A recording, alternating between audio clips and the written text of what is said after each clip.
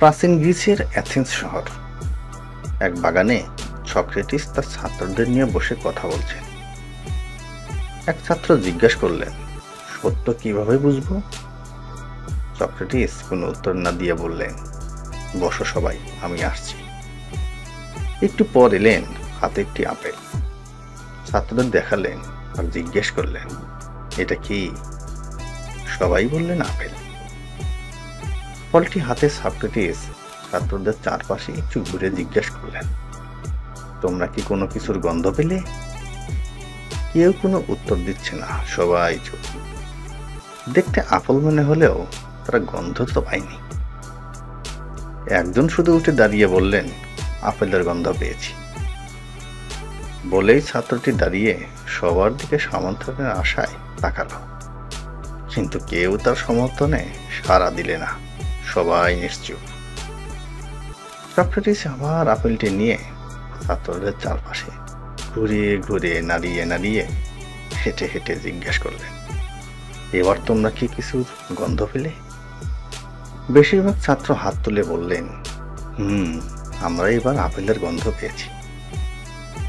একটু চুপ দেখে আবার সক্রেটিস আপেল হাতে সবার নাকের কাছে তুলে ধরলেন। ঘুরে ঘুরে শুকিয়ে শুকিয়ে জানতে চাইলেন, এবার কেমন গন্ধ পেলে?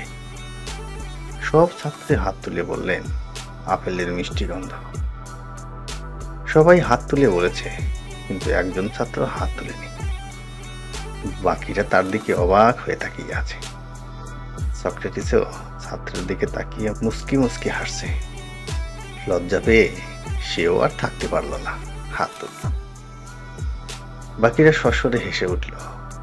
হাসি শেষে সক্রেটিস ছাত্রটিকে জিজ্ঞেস করলেন, তুমি কি আপেলের গন্ধ পেয়েছিলে? ছাত্রটি মাথা নেড়ে বললেন, হ্যাঁ। সক্রেটিস একটু থামলেন, ফলটি নেড়ে চেড়ে বললেন, এটি আপেল ছিল আসলে, কিন্তু নকল আপেল, যার কোনো গন্ধ নেই। কেউ শুরুতে আপেলের গন্ধ পায়নি। একজন পেয়েছে বলাতে বিভ্রান্ত হয়ে পরের বারে বেশিরভাগই বলল আপেলের গন্ধ। কিন্তু ঠিকই একজন তখনও নিশ্চিত ছিল কোনো আপেলের গন্ধ সে পায়নি। কিন্তু সেও শেষে সমষ্টিকের নিশ্চিন্তের কাছে পরাস্ত হয়ে গেল। সবশেষে দেখা গেল আপেলটি নকল ছিল। সত্য বিচারে মানুষ তার নিজের বিবেককে খুব কম অনুসরণ করে।